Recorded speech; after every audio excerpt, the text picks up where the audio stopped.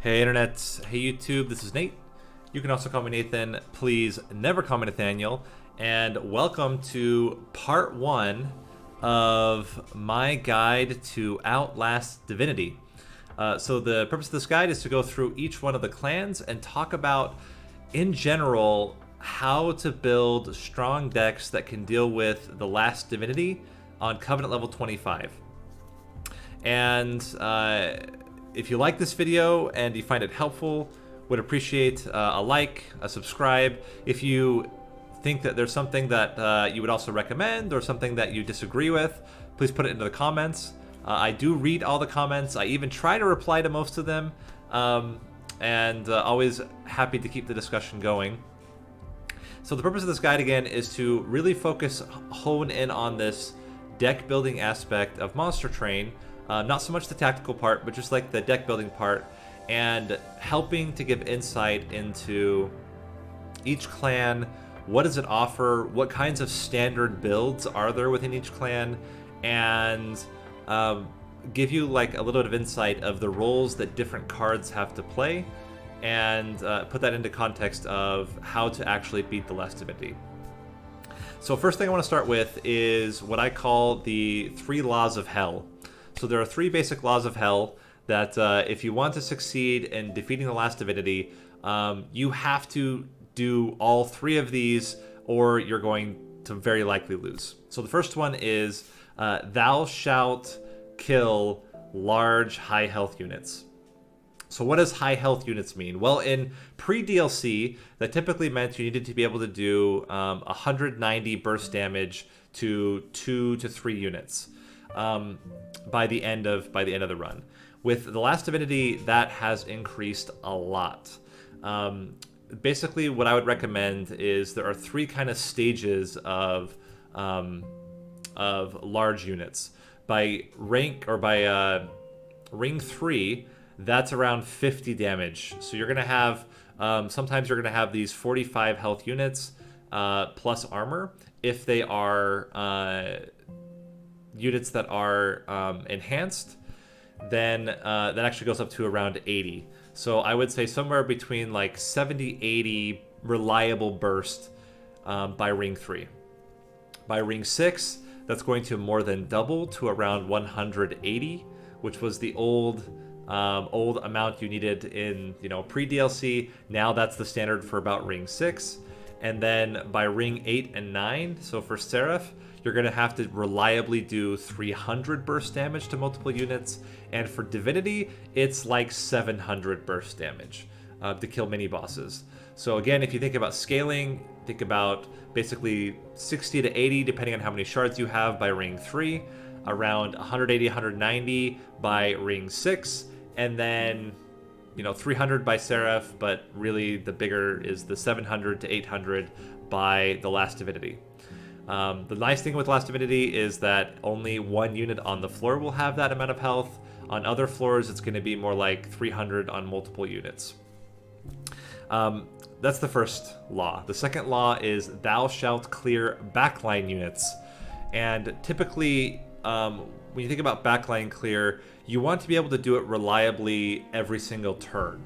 So you want some type of backline clear per turn.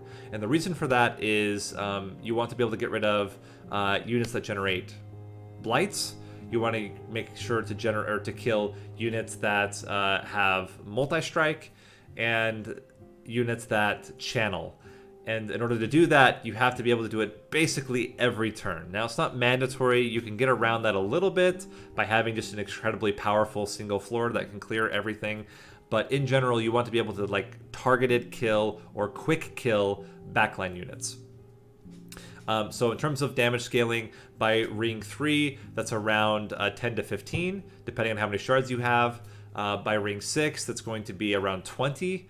And by Seraph and Diligent, you're going to want at least 30 backline clear. So you can do that with, again, you can do that with AoE spells, targeted spells, quick, or just having a floor that just does insane amounts of damage with trample or multi-strikes or something. But in general, sweep, quick, and then targeted spells are typically going to be the way you're going to do that. And then the last law is thou shalt sustain. And it used to be just through Relentless. Thou shalt sustain through Relentless. But now there's an added, which is thou shalt sustain through Relentless and also through Divinity. And that's one of the big major changes with the DLC is in this Last Divinity boss, you are not safe from damage. You have to have a way to either sustain or deal with Divinity damage in addition to Relentless damages with bosses. So sustain can come in many forms. Typical standard way is just high health. Oftentimes high health these days is not enough to sustain through most of the fights. You're going to need some way to either restore health, generate armor, generate lots of additional health, or do things like daze, move units around, stealth, a lot of these other methods of sustaining yourself through these fights. Okay, so with that in mind, let's talk about Hellhorned. And we're going to start by looking at the champions. So there are 2 Hellhorned champions. I mean, there's 2 of every champion. There's a standard and an exile. Let's start with the Hornbreaker Prince. So the Hornbreaker Prince has 3 different paths: Brawler, Reaper, and Wrathful. Brawler is the path that gives you more multi-strikes, and it also gives you some starting armor. The Reaper build, or Reaper path, is that you get a lot of early damage, and then you get slay triggers, and then Wrathful, which is that you have a revenge trigger of gaining rage, and then a slay trigger of gaining armor. In the current patch, as of the 23rd of May, my current recommendation is Brawler as the top best path, then Wrathful, and then Reaper. If you take Reaper or Wrathful, it is often recommendable to take at least 1 rank of Brawler. So why is that? I mean, I used to always recommend the Angriest Prince, and we'll talk about the Angriest Prince build a little bit later. Wrathful used to be and still is one of my favorite paths.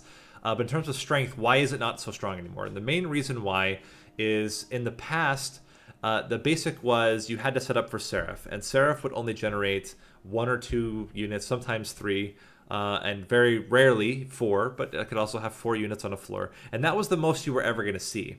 With the Last Divinity fight, you are regularly seeing 5 units per floor on multiple floors. And so having a strong unit that just deals damage once is not typically enough. And those floors do so much damage that oftentimes they're able to burst through the health totals of something like the Hornbreaker Prince. So that's why my recommendation is Brawler. It means your Prince is no longer going to be your tank. He's going to be your backline damage. And because he has 4 multi-strike, as long as you can get him to a high damage total, he'll be able to kill off a lot of units just by himself. So that's the main reason. And why is Reaper at the bottom? Similar reasons as to Wrathful, except even more accentuated because he cannot tank as well.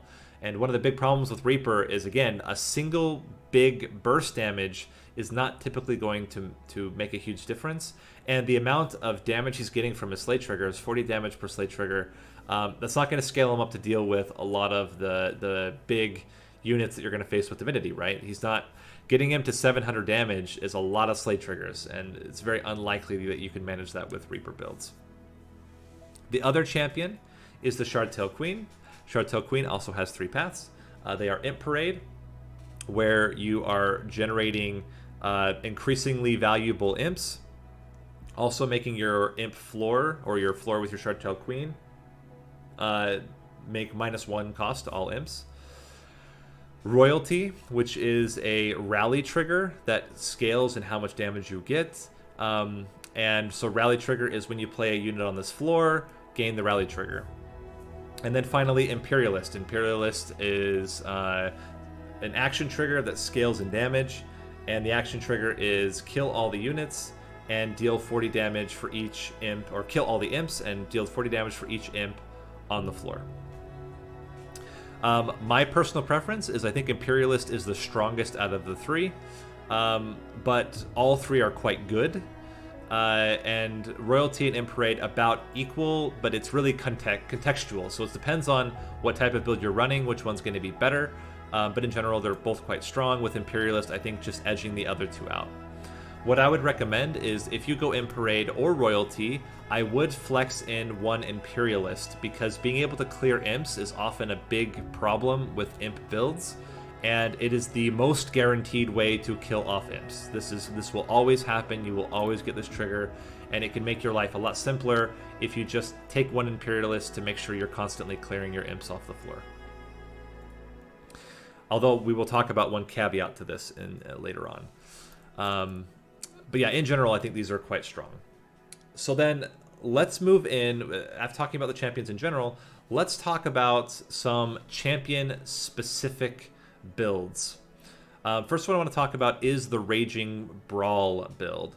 So Raging Brawl build relies on getting a lot of damage onto your brawler and having a decent amount of sustain and a tank to protect your Hornbreaker Prince. So how can you get these different damage buffs? You can get stat enhancements. So if you're playing like Wormkin or Awoken, a lot of stat enhancements available. Similar to Melting Remnants, you have things like Wicklash, Reform can work quite well. So any way that you could just like basically enhance your stats, or you get Rage, right? So with Rage, then you're getting stuff like your Fledgling Imps. You have your Umbra Rage package. Also, you can Gorge to increase damage. It's a little bit weird because you typically don't want Brawler in the front, but you can Gorge to get that. You can play Imps that generate Rage. So any way that you're going to generate extra damage is going to be beneficial. And then the only thing is making sure you have enough sustain, especially for Divinity. So how are you going to protect the Prince from getting killed? And we'll talk about different sustain options in the Hellhorned and then in other clans in the future parts of this guide. But basically that's the core. Scale your damage, get like a tank to protect the Hornbreaker Prince, and then get enough sustain. It doesn't need to be a lot, just enough sustain to deal with Divinity and with relentless combat throughout the run. In terms of like build likelihood, it's a pretty easy build to put together because there are lots and lots of damage scaling options between Hellhorned and a lot of the other clans. So it's pretty reliable to get enough damage to justify going full Brawler. There are lots of sustain options in every clan, lots of ways to deal with Divinity's damage in every clan. So I think it's pretty easy to put together a build, and I find the build to be, in terms of effectiveness or success rate, I think it's also a pretty high success rate. It's why I recommend it currently as the best upgrade path for the Hornbreaker Prince. Because again, there's lots of options for sustain, there's lots of methods of scaling in your Brawler Prince, and every clan is going to have a tank, and you're very likely to get some kind of tank you can put in front. So, as I said, I think it's a pretty straightforward build. It's a pretty good one, pretty easy to put together, and pretty easy to pilot. Second build we'll talk about is the Angriest Prince build. So the Angriest Prince build, you have your Prince as your tank, and what you need then is a supporting unit that can do a lot of damage. You need, if you can't do that, then generating a lot of strikes on your Prince, or improving the quality of the strikes by getting things like Trample. But yeah, basically, you need a way to either turn the Prince into something that kills multiple floors, multiple units, or you need a secondary unit that can help to clear all the rest. So that could be like a sweep unit, that could be a unit with lots of multi-strike, and then your Prince is going to act as your main tank.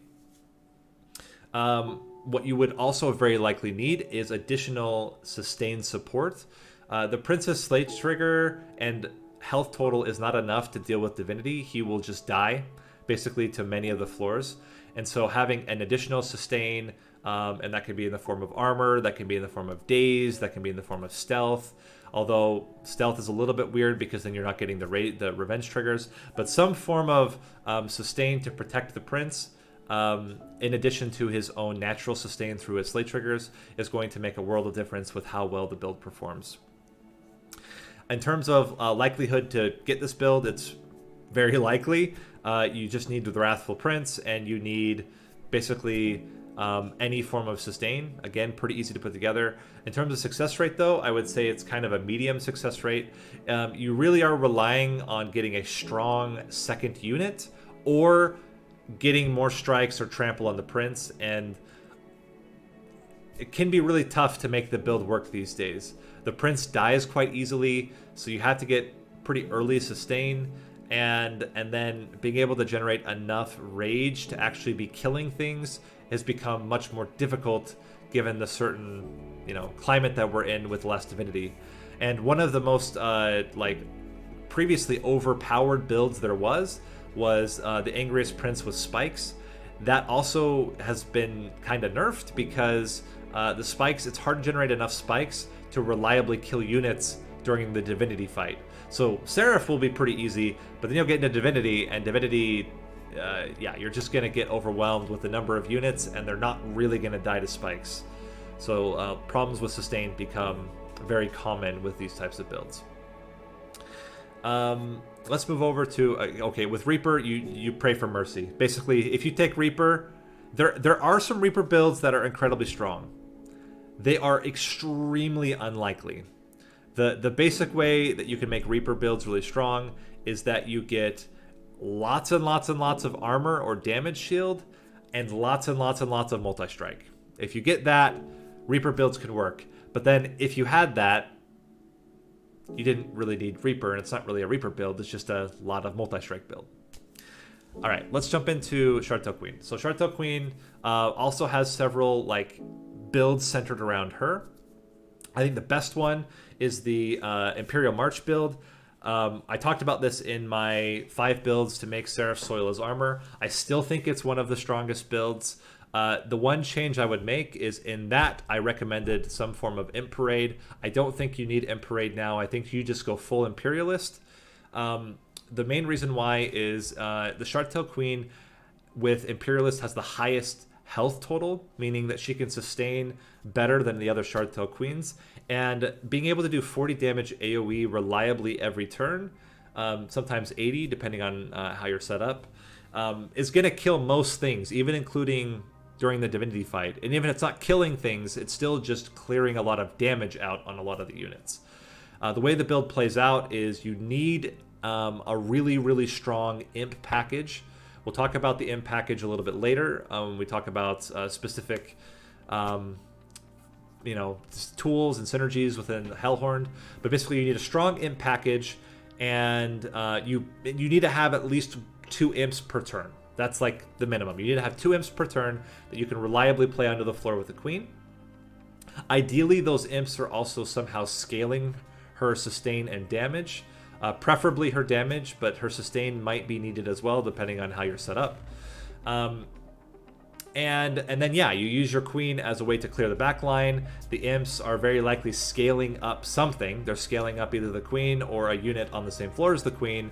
And between the AoE and the scaling damage you're getting from the Imps, very likely you're able to just kill everything off.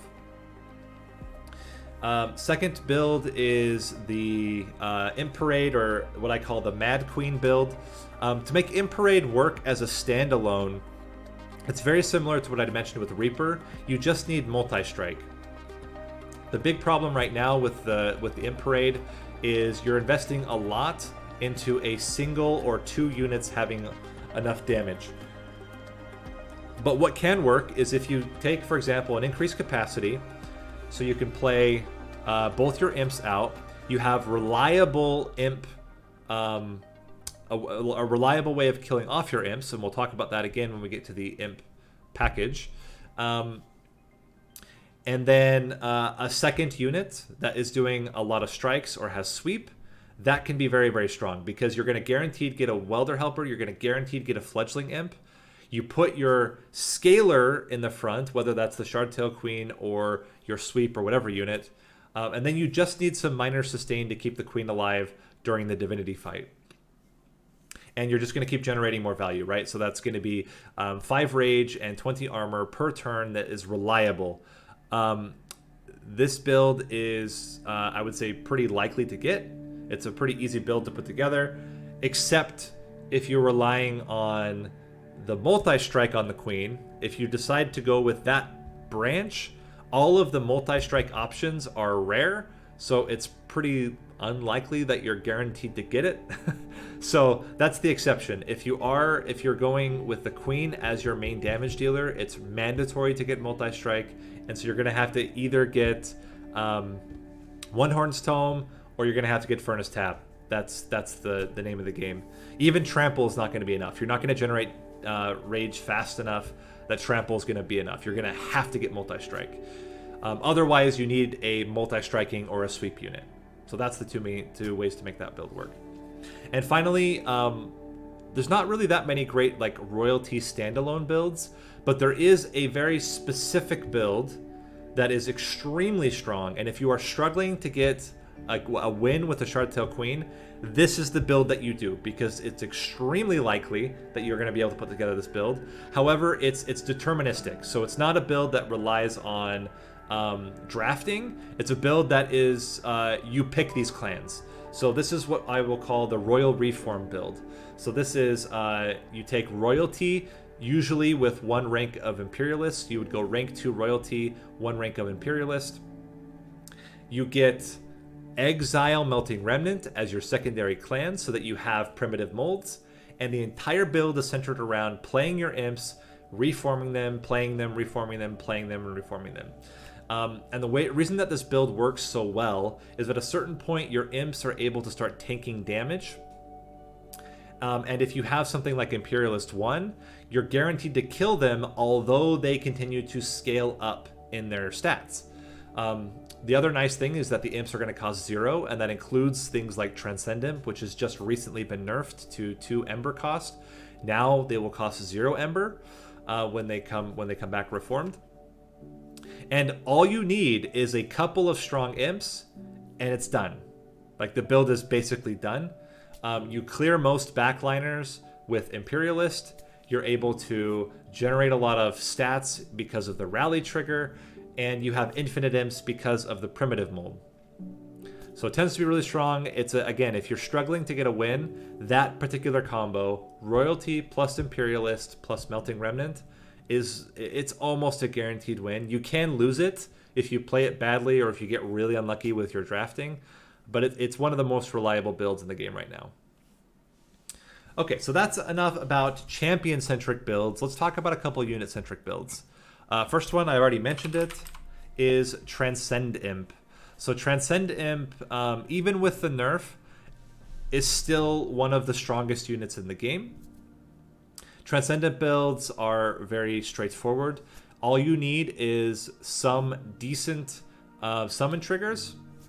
You need a Summon Essence onto the Transcend Imp, and then you just infinitely scale. You play your Transcend Imp over and over again. It needs Endless or Reform, so you do need to get an Endless or a Reform on the Imp, and then you just play it over and over and over and over and over and over, and it scales into, infinity, right? That's the idea.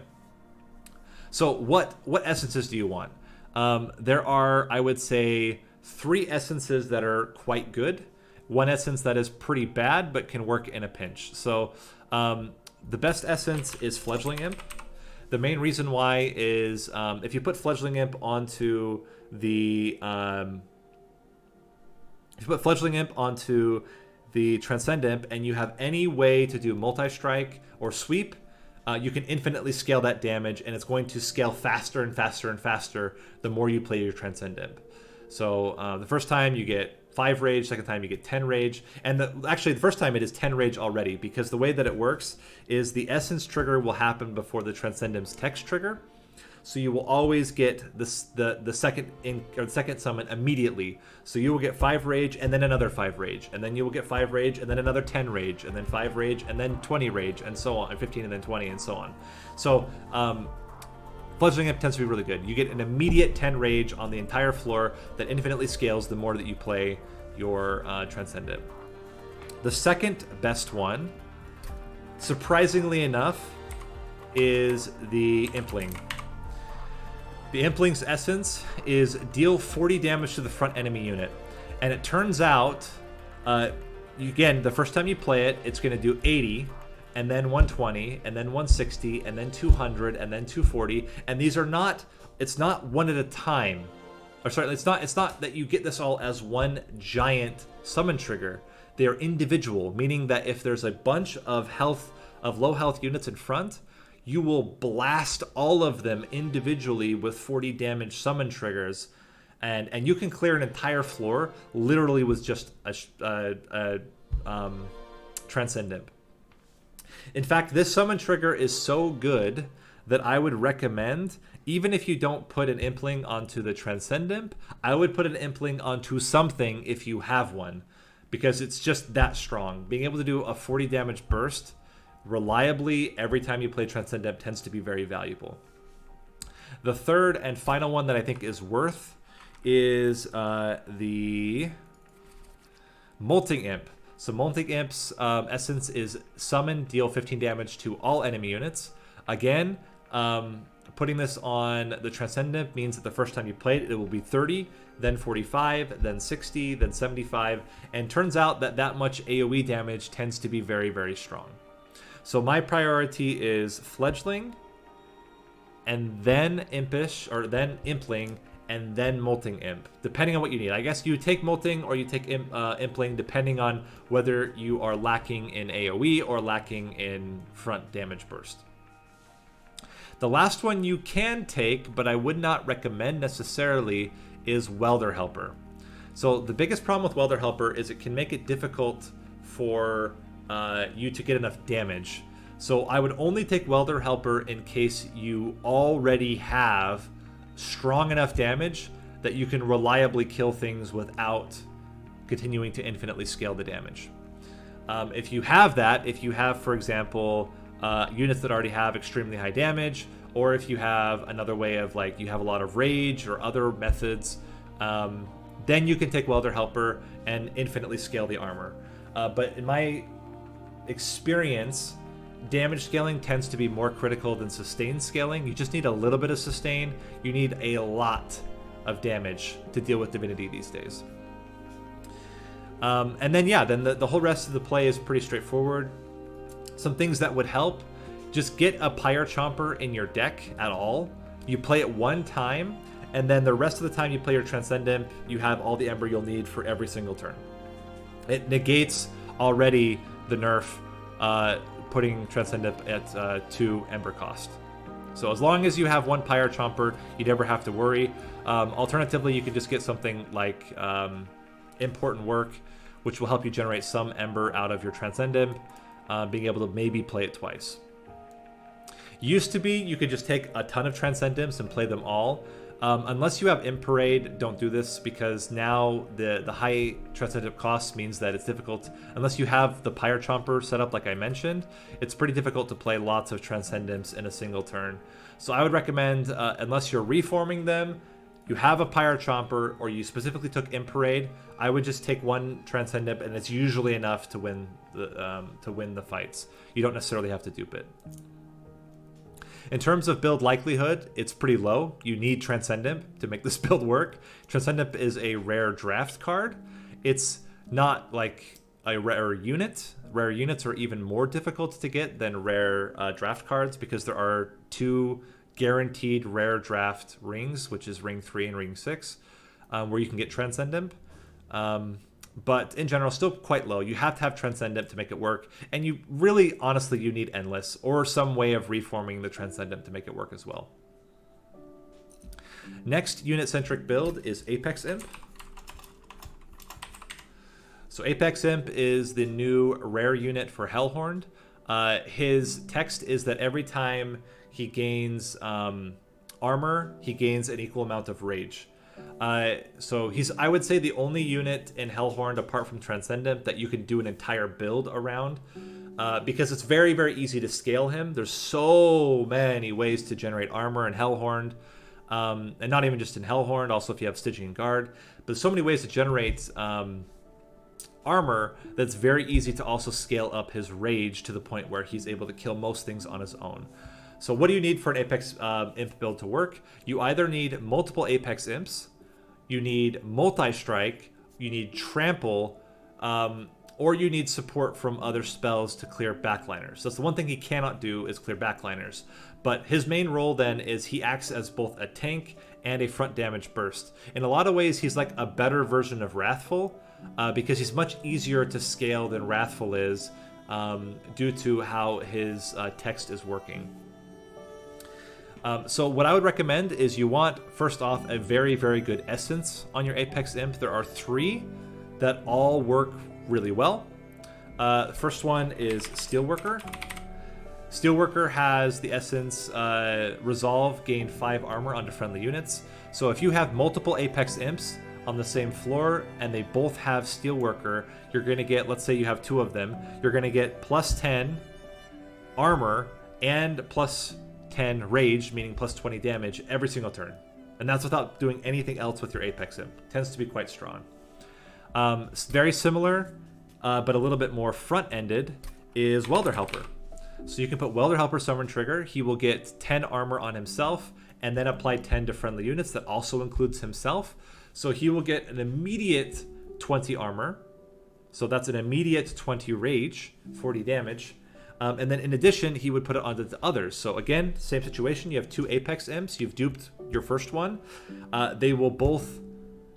So the first one will generate it only on himself, but the second one would generate it on the other as well, giving it an additional 10 armor. So you would have 30 armor onto one and 20 armor onto another from the very beginning, which is very, very strong. It's a lot of rage and a lot of armor very quickly.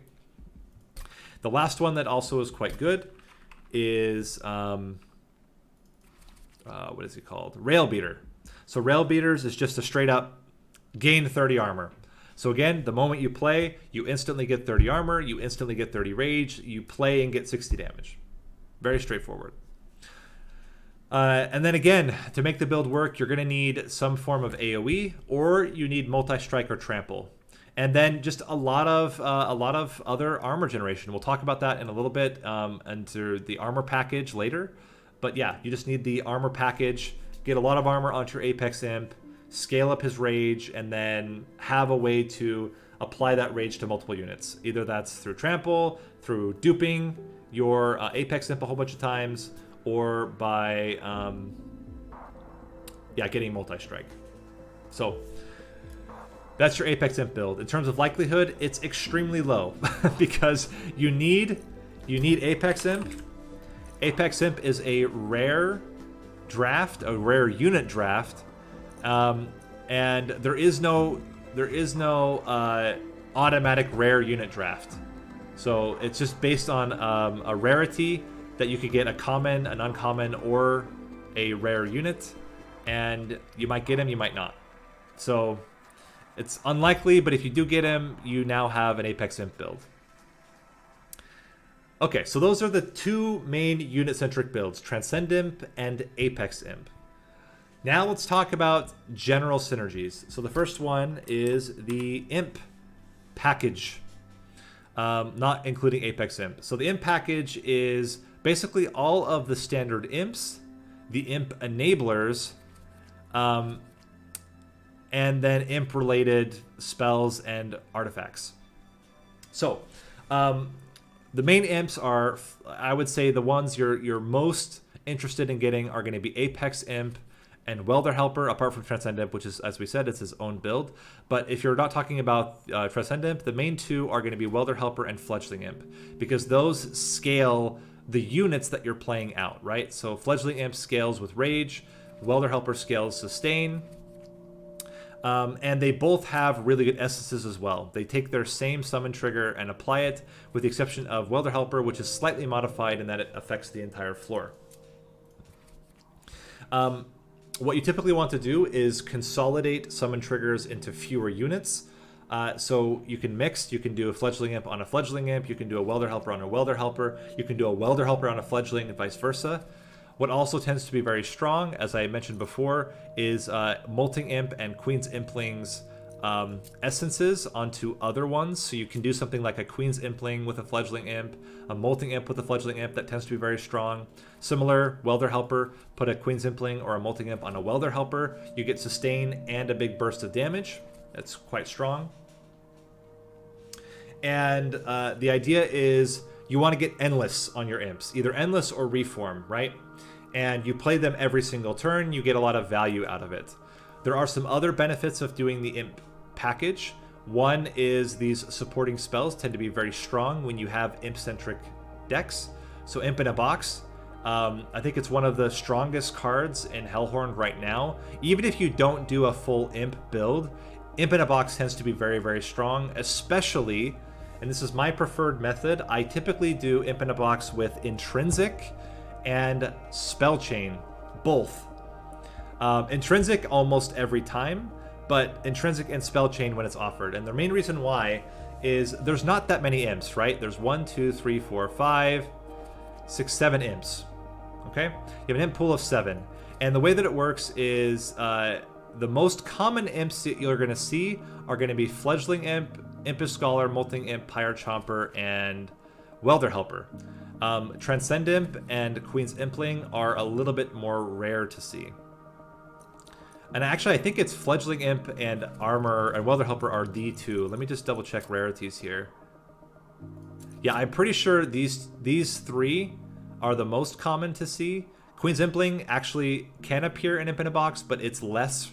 They actually reduced the likelihood. So these three are the most common to see. Then these two, and then Impish or a Transcend Imp is very, very rare to see. You will never see Apex Imp. Apex Imp can't come from an Imp in a Box, but most common you're going to see these two. And those are going to be really, really good to play on your first turn. The other thing is you might get a Pyre Chomper, and in my experience, so again, you have if you spell chain it, you're going to get 4 imps immediately. I think it's like a 50-something% chance that you're going to get a Pyre Chomper across all 4. If you get a single Pyre Chomper out of one of those 4 or opening imps, you can play the rest without ever worrying about it, right? And that's the idea. The reason I put this with Spell Chain is I am hunting for a Pyre Chomper, because a single Pyre Chomper can help enable a lot of stuff in your first turn of play.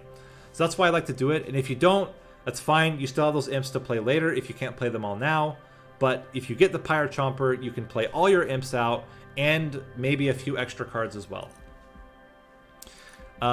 Going back to in general, so other things that you want to use to enable, one of the problems with imps is oftentimes that unless they're chump blocking or you have Imperialist, it can be difficult to kill off your imps, especially in particular Welder Helper or a Transcend Imp that has had a previous Welder Helper trigger.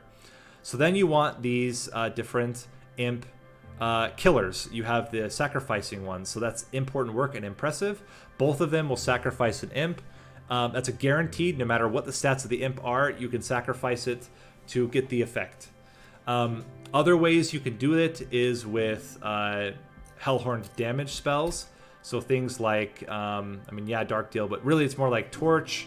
Hornbreak tends to be very good because even Welder Helper Infusion, it's going to add armor to the Welder Helper itself, but then you can use Hornbreak to kill off the Welder Helper even still. Torches can be okay. You can, again, Branding Right can also work because it's Pierce. But there's a lot of direct damage that you can use also to kill off imps. And those are going to be the other ways. The other way you can do it is like Cannibalize out of Umbra. But basically, I would say the main ones are going to be your Important Work, your Impressive, imp. Your Important Works, your Impressives, and then your targeted damage spells. Best is Imperialist. If you have Imperialist, then it's even easier because you don't have to have a card and you're auto going to kill your imps every single turn. And I think that's basically it with the imp package. Some other considerations. Pyre Chompers can be very, very good endless, but don't make the same mistake that I always do, which is think that the essence is the same as the summon. It's not. The essence is -4 to a unit.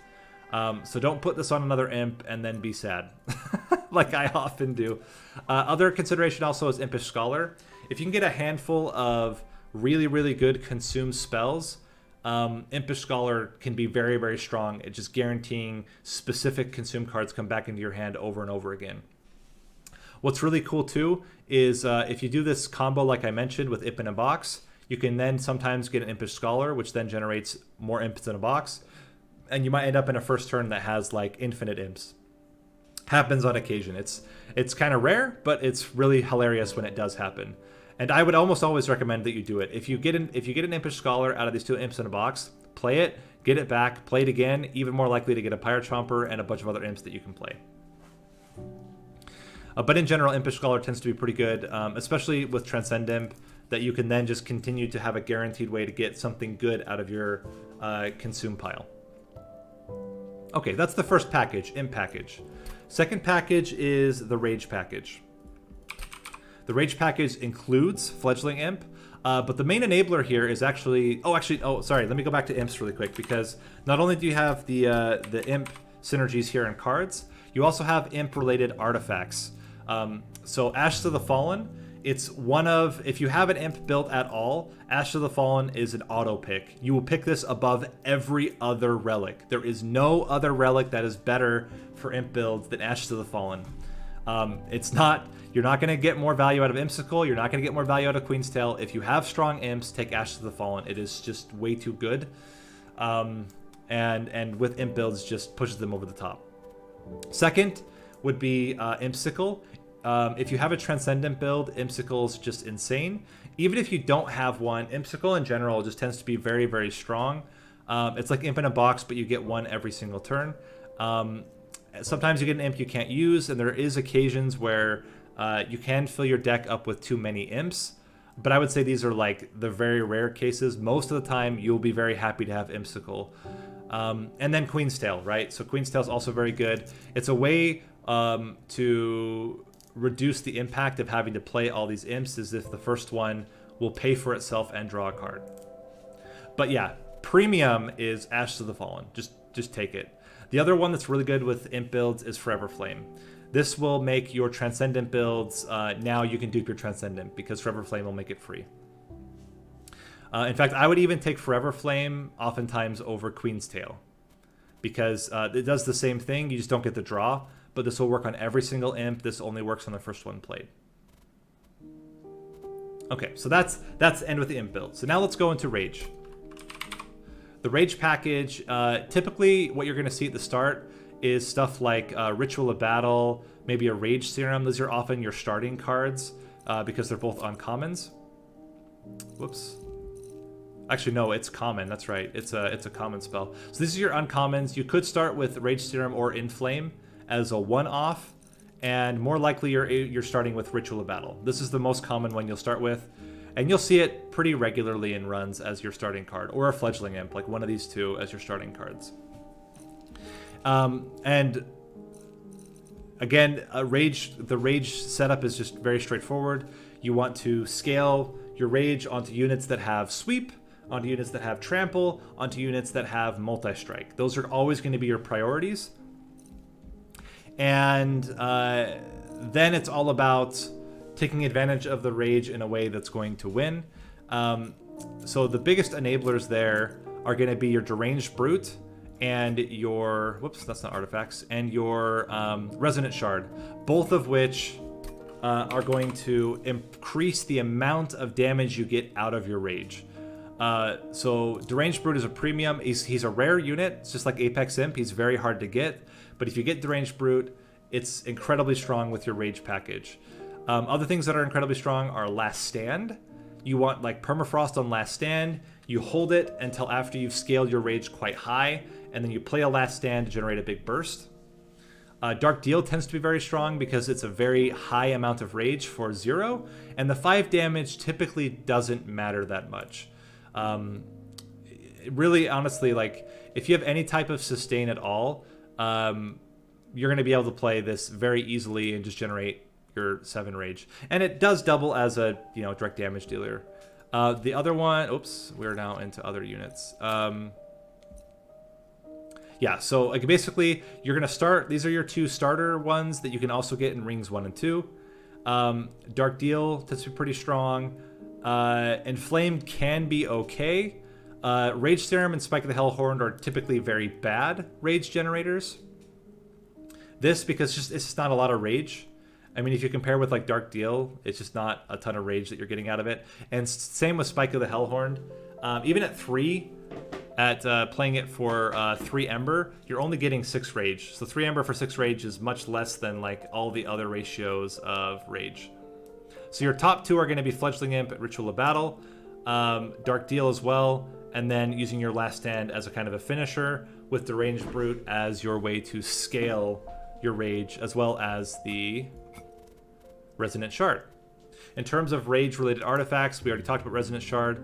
Collection of Tales is okay. If you're only getting little bits of Rage, Collection of Tales is much better. But once you get to a certain point, like if you're like at 30, 40 Rage, Collection of Tales isn't going to be so effective. It will help a little bit with Relentless Combat because then your Rage isn't going to decrease over time. In terms of other unit synergies with Rage, the only other one is the Branded Warrior. I guess, well, we talked about Apex Imp already, but there's also Branded Warrior. In my opinion, Branded Warrior is pretty bad. He can work okay if he already has enough support, but the Slay trigger is tough to get on him, and it's not, I mean, it's Rage 3 on all units. It's not really that high, and as an Essence as well, it's not particularly great. But you can use Branded Warrior in a pinch to generate Rage, but in my opinion, it's not as good as these other more reliable ways like Ritual of Battle and Fledgling Imp. Okay, so that's the Rage package. Last synergies we're going to talk about is the armor package. And I think the armor package in general has a lot more high quality armor cards compared to like the Rage package. The main ones you're going to start off with, so we look at like the commons, you're going to get Fortify Welder Helper. Welder Helper, we talked about already, it's part of the Imp package. It's really good. The Essence is also very good to put onto other units.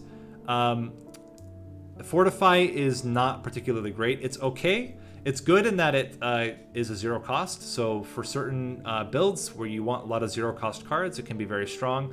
But Armor 5 is just not really enough to generate a ton of value. Even double stacked -1, it's like then a little bit better, but it's not so amazing, right? Look at uncommon cards. This is where you start to get to some of the best ones. So March of Shields is very, very good. We'll talk about March of Shields again in a little bit because there's more to it than just the armor. But for the armor, it's pretty good. Branding Right is one of my favorites. You get -2 on this or -1 in double stack. It's a very easy way to get a lot of armor very quickly. Inflame, similar to as we talked about with Rage, it's not particularly great. It's okay. If you can make it free and then double stack it, then it's okay. But then you've invested a lot into it and it's still not amazing. You're still only getting 10 armor out of it. Steelworker, even though he is his own thing, he works a little bit differently. So we'll talk about him in a little bit. We'll go to rare cards. You have Alloy of the Ancients. Very, very strong. I'm a really big fan of Alloy of the Ancients. It's a great double stack target as well. Or Stackstone target as well, because then you get 50 armor just instantly. That's a lot of sustain very, very quickly. Reinforce is a little bit of a weird one. In certain builds, it's very, very strong, like Apex Imp builds, it's very strong. But in other builds, it's tough to play. It's certainly not as good as Last Stand, because it only affects one unit, where Last Stand affects the entire floor. But in certain builds, it can be very, very good, especially if you have, like, for example, a couple of Alloy of the Ancients and then a Reinforce. You can very quickly get to like 100 to 200 armor within a couple of turns, and that can be very strong if you have a lot of damage already. But the biggest problem is this is a lot of cost for just sustain, and this is why I typically don't take Reinforce so much, but it can work. In terms of artifacts for armor, the biggest one is Railhammer. So Railhammer makes all of your armor spells way better. So Fortify now does +9, March of Shields does +14, all the others just get +4. And then there's Scorched Steel. Scorched Steel is okay. It's like a Fortify you get at the beginning every time you play a unit. It's not amazing, it's okay. I would say it's one of the weaker of the Hellhorned artifacts, but Railhammer's great. The other nice thing about Railhammer is it also works with like unit triggers. So Hornbreaker Prince, Wrathful, will now get +4 armor every time he gets a Slay trigger. Steelworker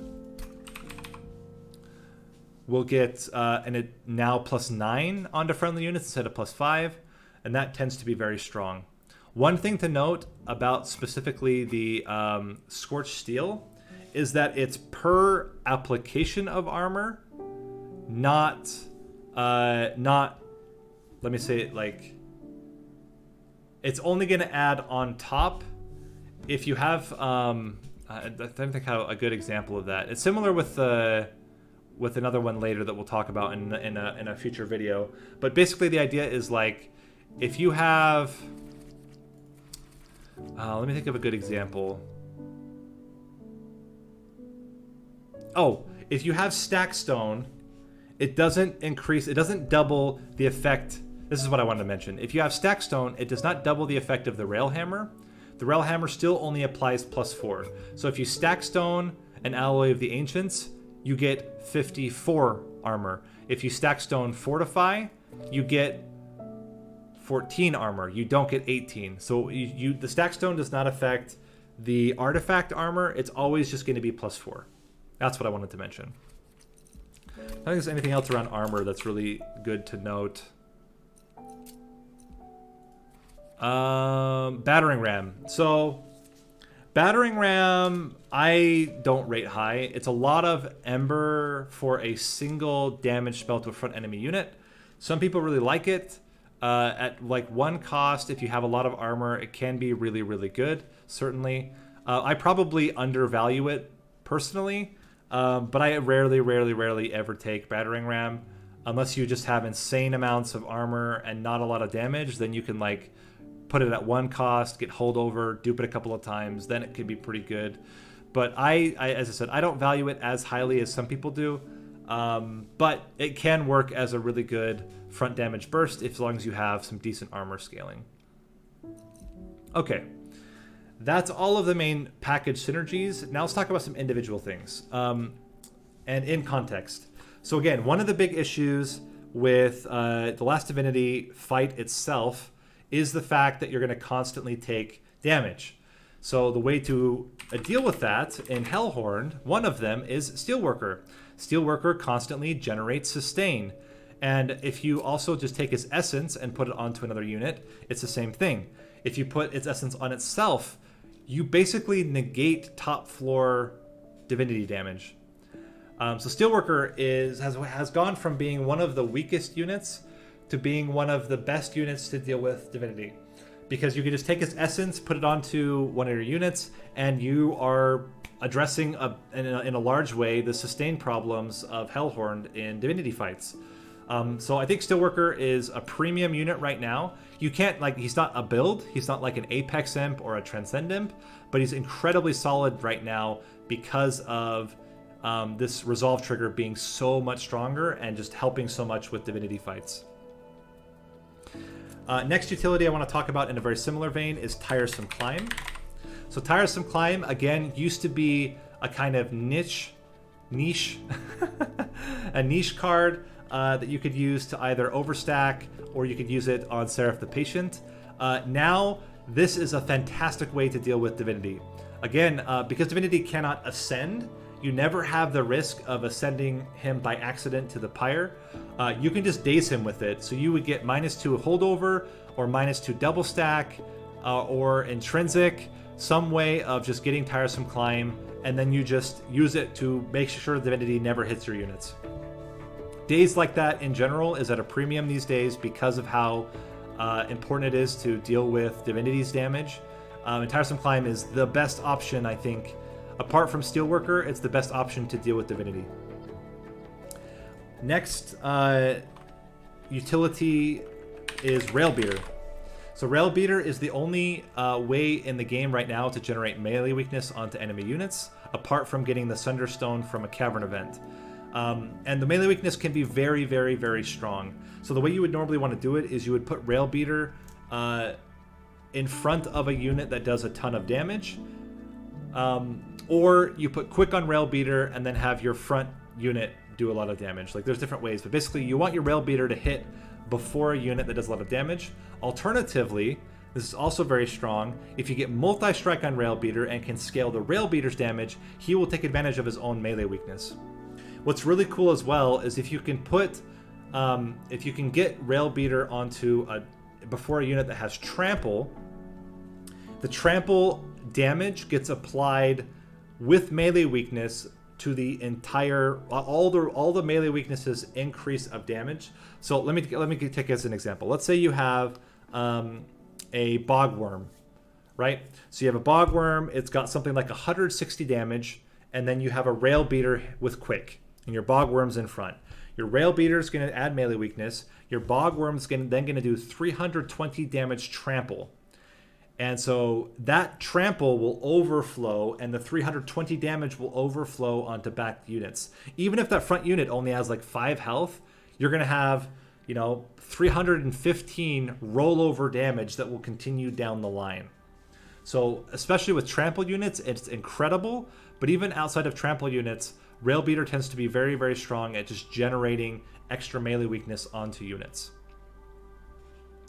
And then taking advantage of that by having a high damage unit behind rail beater, or making rail beater a high damage unit himself with multi-strike. Next utility is Inferno. So Inferno used to be, I think, better than it is now, but there's still a really good use case for Inferno, which is that during Divinity, a lot of times the enemies are going to have spell shield, they're going to have armor, and Inferno just ignores all of that and can clear entire floors by himself. So if you have a floor that has decent sustain, decent damage, can deal with relentless combat pretty well, but struggles to clear entire floors, Inferno can be your answer.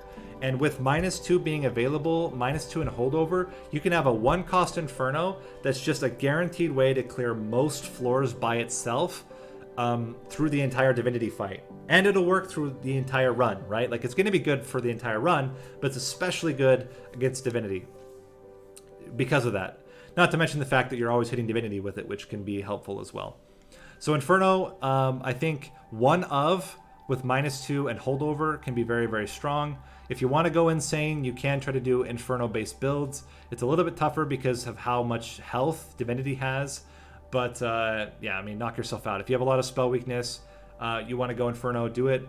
But I think as a one-off with holdover and -2, it's a very, very strong card that can just deal with a lot of the stuff that can be problematic in a lot of runs, killing these backliners, these channelers, these armor units. This just takes care of them without any major problems. All right, next up is Hidden Passage. So Hidden Passage is one of the most reliable ways to overstack floors. So if you want to do an overstack setup, you just play your units in the top floor, you then play your excess units in the middle floor, and you Hidden Passage them up at the back. So ideally, I mean, this works really well with like Wrathful Prince. You put your Wrathful Prince up top in the front, and then you can just ascend a whole bunch of damaging units, sweep units, or multi-strikers, or whatever, behind, and you just get a lot of value out of having lots of units on a floor, which allows you to get lots of strikes, meaning that you're going to likely kill lots of things. As a defensive tool, it's not so great unless you specifically get the artifact. Where is it? Where is the artifact? Why am I not seeing it? It's the... oh, here it is. Iron Drop Cage. With Iron Drop Cage, it can also be used similar to like we talked about before with Tiresome Climb. And it can be a kind of cheaper Tiresome Climb if you specifically get Iron Drop Cage. Otherwise, you typically are going to use it just to overstack floors. That's the idea. Now, what you need to be careful of is if you are doing an overstack build, don't try to use imps because your imps won't fit, right? Like if you're overstacking the floor, you can't really do an imp build, or even like gorge builds tend to be difficult with overstacking, things like that. But if you have just standard units and you want to get a lot of them on the floor, Hidden Passage is your way to do that. March of Shields. So we talked about it from a sustain perspective. It's actually a very good sustain card anyway, but March of Shields has the other utility of bringing a unit to the front. And it's the only card that has this. So unless you get specifically a build-a card, there's no other way to bring units to the front. There are other ways to bring units to the back. But, or actually, maybe I'm wrong. Maybe I'm mixing it up. Now I've got to check and make sure I'm not lying. Oh, okay, it's the same as Vine Grasp. So Vine Grasp and March of Shields does the same thing. I don't know why my brain didn't think about that properly. But anyway, March of Shields, you can bring it to the front. You can use this offensively. So if you have, for example, like in the Divinity fight, you have a channeler. The channeler is generating spikes, and the spikes are going to kill your units. Use March of Shields, bring the channeler to the front. It's going to be the first one to die. It eliminates all the spikes, and you're going to be able to kill without any problem. Similar with like multi-strikers. If you have like a ×3, damage in the back line, and you have quick, but your quick is hitting a big tank, use March of Shields, bring him to the front, and then you'll kill him first, and then you'll deal damage to the tank afterward. So the utility of moving units to the front becomes very, very valuable. And then defensively as well, there's a couple really cool options you can do. So one is with Seraph the Patient. If you have multiple units that can kind of sustain pretty well, you can stagger out the melee weakness from Seraph the Patient by constantly using March of Shields to bring units in and out of the front, and tanking at opportune moments to avoid having units die to Seraph the Patient. So just consider that as a kind of utility of like moving things around in order to protect them, and then as well like the armor gains decent in its own right. Last one we'll talk about is One Horn's Tome. So One Horn's Tome is the only way to generate multi-strike, one of two. There's One Horn's Tome and Furnace Tap are the only two cards in the game that can generate multi-strike onto a unit. It's a very high risk reward scenario with One Horn's Tome. It's a very difficult card to play because it's 5 cost. It basically makes it mandatory to reduce the cost of it unless you have a Pyre Chomper or some other way to generate Ember. And then you also get the Fragile. And the Fragile can be very difficult depending on the unit. Some units it doesn't matter. So if you have a lot of armor generation, things like Steelworker or even on Horned Warrior, if you have a lot of armor generation, it can be very, very good. Shardtail Queen, Imparade Shardtail Queen can also be very, very good because you typically are generating armor through your imps, and then you can play One Horn's Tome on top. So, I mean, multi-strike is a premium. Getting multi-strike is extremely valuable. This does come at a high cost, but don't just discount it because of the Fragile. There are often really good ways to deal with Fragile in Hellhorned, and multi-strike is even more valuable than it's ever been with the Last Divinity DLC. So again, you're gonna have to find a way to play it. You're gonna have to find a unit that can use it, but if you can do it, it's very, very strong. Last thing I want to talk about is essences. In terms of essences, we've talked about a lot of them, but in general, the essences that are going to be the most valuable, in my opinion, are the imp essences on imps. So all of these summon essences are going to be extremely valuable on imps. Outside of the summon essences, I think the top premium ones are going to be your Resolve trigger on Steelworker. We already talked about why. And then Alpha Fiend. And we haven't talked about Alpha Fiend as a unit. As a unit, I think he's quite weak. He takes up a lot of space. It's really hard to generate so many strikes with him. But his essence is incredible. It's incredible, especially on sweep units, multi-strikers, and Shadow Eater. And the reason why is with sweep units, you're going to get it per strike. So if there's like, a Divinity fight, right? And you have Quick and Alpha Fiend essence on your sweep unit, that first turn, that very, very first floor, you will generate an instant, let's see, it's 1, 2, 3, 4, 5 plus Divinity, 6. You will generate 30 damage instantly.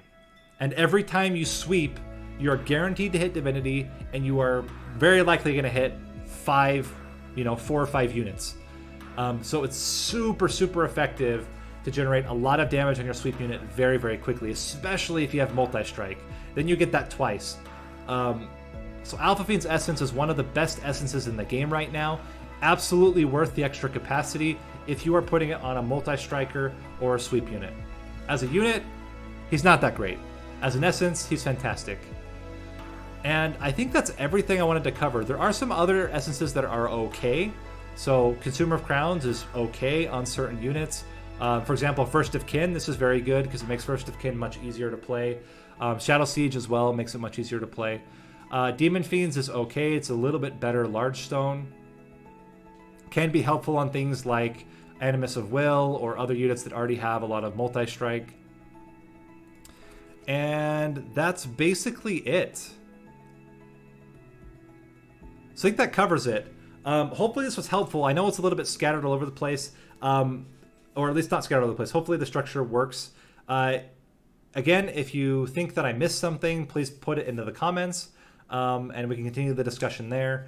And as well, I will put in the description of the video links to different examples of strong Hellhorned builds that I've played, so you can get an idea about how some of these tips work in context. But yeah, I really hope this was helpful for you. I hope you guys learned something. If you did, please again, like the video, subscribe if you haven't already. And yeah, with that, this has been Nate. You can also call me Nathan. Please never call me Nathaniel. And I will see you guys in the next video. Thanks for watching.